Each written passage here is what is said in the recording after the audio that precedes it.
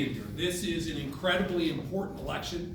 I want to start off first by thanking Steve for your service. You know, we've been friends for a long time. It's great to serve along with you, and I'm thrilled to have you in DC representing our interest and pushing back on these agendas we're seeing coming our way. And Austin, your leadership, tremendous. It's still tremendous. And I just want to tell you, serving as your governor is the greatest honor of my life. I love working for the state. I just finished my 56 county tour. I do that every year. I tell people the truth does not live in the state capitol. It lives out in communities like Belgrade and across the country. I'm joined today by your First Lady. She's been my First Lady for 34 years, and she's always with me. Susan, thank you for all your support. So I'm going to share a secret with you. I have a lot of school students that come into the Capitol, and I would meet with them, and they could be second graders, they could be fifth graders, they could be high school students. And always, when we do the Q&A, and it's probably the most fun part of my job, because we can teach them about how our system works. And there's always a young person that asks a question. They said, Governor, how do you win? How did you become governor? Because that's a curious question. And I tell them the secret of winning office, just as Senator Dane said, you get more votes than the other guy. And that's why we're here today to support Ryan Zinke, because we need to get out and vote. And you are the party faithful. I have no doubt that everybody in this room is going to cast their vote for Ryan Zinke. You already told us you would. But what we need you to do is to get all your neighbors and friends and business associates to cast their vote for Ryan Zinke. So please use your influence to get out the vote. Now, there's a stark contrast between our federal government and what we have going on in the state. I'm a business guy.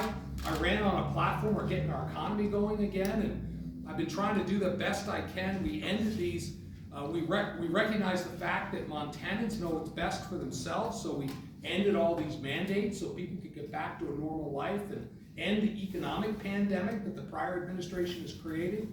We delivered the largest tax reduction in the history of the state. We've been peeling back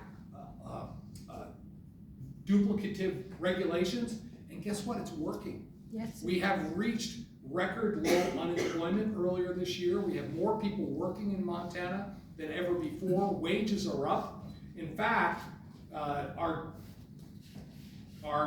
economy grew at 6.7% last year, making us the 7th strongest economy in the entire country.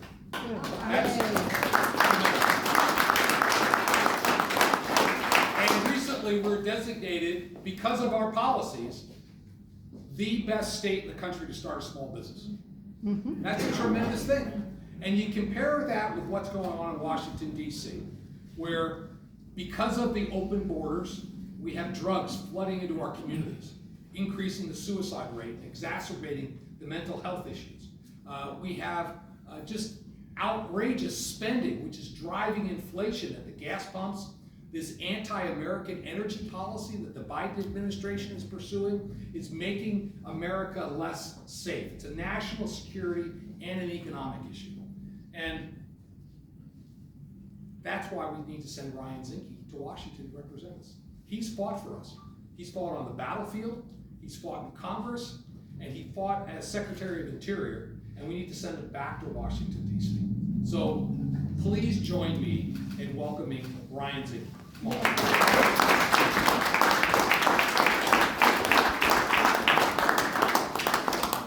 Believe me, wanting to go back to Washington, D.C.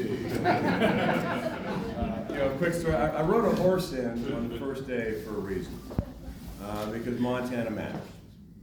And like you, I got tired of Montana being a flyover state, and I got tired of our forest burning down and they're going after our guns. So I was glad to ride a horse in the first day, and I'd never been in Interior before. So I give the horse reins, I do a Blackfeet Indian ceremony, I find my desk, and on the first day there's 4 lawsuits with my name on it. And I knew that the swamp was deep, and I brought a set of hit waders. I probably should have brought a boat. But we faced this. I would not even consider running if I didn't know it was fixable. And it is. It is absolutely fixable. But I've also been to a lot of battles in my life. I can tell you, generals don't win battles. It's the front line. It's always the history of our country is the front line. Right? It's the sergeants, it's the lieutenants that win. In politics, it's very simple. Candidates don't win. You know, as great as a governor as we have, as great as a senator we have, they don't win. It's the front line. It's the people that decide to care enough to vote. And we're all seeing the same thing, right? Our country's failing. And we're failing in Afghanistan, we failed in Ukraine, we're likely to fail in Taiwan. We're failing domestically. You know, look at our inflation, energy, border, fentanyl, sex trafficking, schools. And we're failing culturally.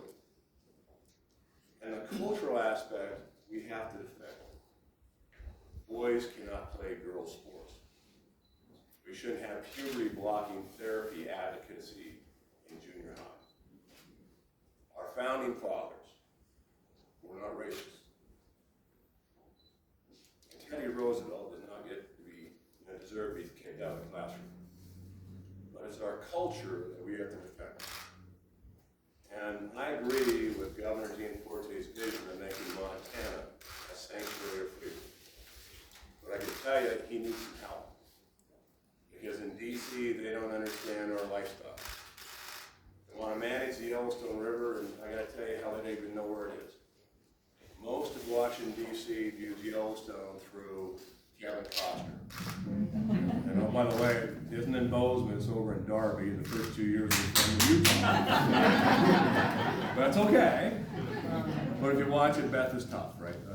But this is what I need. I need you to help us win.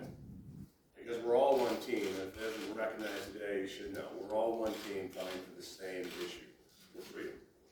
But we're all going to need your help. We're asking you to get out on the phone, you have some spare time, call your neighbor, make sure that you bring your ballot down if you possibly can, bring it down and drop it in rather than mail. It's got to be received, remember, not postmarked, it's got to be received. And some of the postage is different in different counties. We don't want to go to that story, but just if you can, and make sure you call and get your neighbors to do it. And if they're feeling poorly, to go out and make sure you can take them down the poll. But this is an effort that we all have to vote.